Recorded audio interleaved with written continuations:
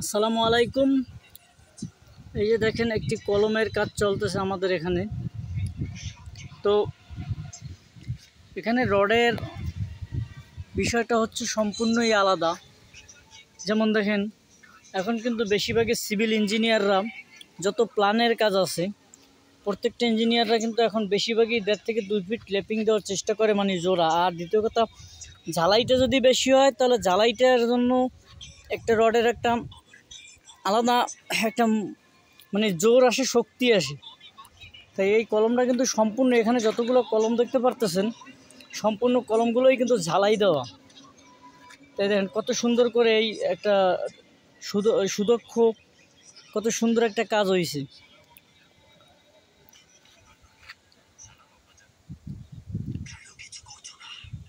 দেখা যাক ঢালাই। ঢালাই আমরা কিন্তু কাঠের খড়মার সামনে কিন্তু কোনো খড়মা নাই, ঢালাই কিন্তু কাঠের খড়মাই সুন্দর হয়। ঠিক আছে, কাঠের খড়মার ঢালাই একদম পারফেক্ট, কোনো তেরা বেঁকা নাই, পোকা নাই। এভাবে কিন্তু কলমের সাইজগুলো অনেক সুন্দর হয়। এখানে কলম 10 ইঞ্চি বাই 10 ইঞ্চি, কলমগুলো অনেক সুন্দর হয়েছে, অতুলনীয় কলম। তাই এখানে ছাদে কাজ চলছে, 20 কলমের কাজ। আর ওইটা যে দেখতে পারতেছেন এই যে কলমটা, এই কলমটা কিন্তু একটা স্টিল শাটারের কলম। ঠিক আছে, এই কলমটা স্টিল শাটারের, যে কারণে শাটারে যদি আপনার তেল মোবিল দেওয়া থাকে তাহলে কিন্তু শাটারে এরকম ফিনিশিং আসবে। ঠিক আছে, আর এখানে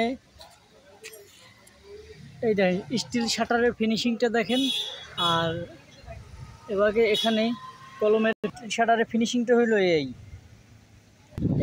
তো আমি বুঝি সবচেয়ে বেশিরভাগই আপনার স্টিল শাটারের ফিনিশিংটাই মনে হচ্ছে বেশি সুন্দর হয়। মানে স্টিল শাটারের ফিনিশিংটা সুন্দর হয়, তারপরে কাঠেরটা তো অতুলনীয়, কাঠেরটা তো কোনো জবাব নাই।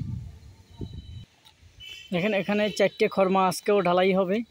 তো এখানে ঢালাই এবং মিক্সার হবে। ঠিক আছে, আর বেশিরভাগ ওইলে একটা কলমে যদি আপনি 10 ফিট 10 ফিট কলম হয়, একটা কলমে 2 খান সিমেন্টের ঢালাই সম্পূর্ণভাবে লাগে। 2 খান সিমেন্টে মানে এখানে 6 বস্তা, 6 থেকে 7 বস্তা খোয়া লাগে। এই আজকে এখানে 4টে স্টিল খড়মা এবং 2টে স্টিল খড়মা, 4টা কাঠের খড়মা এখানে ঢালাই হবে।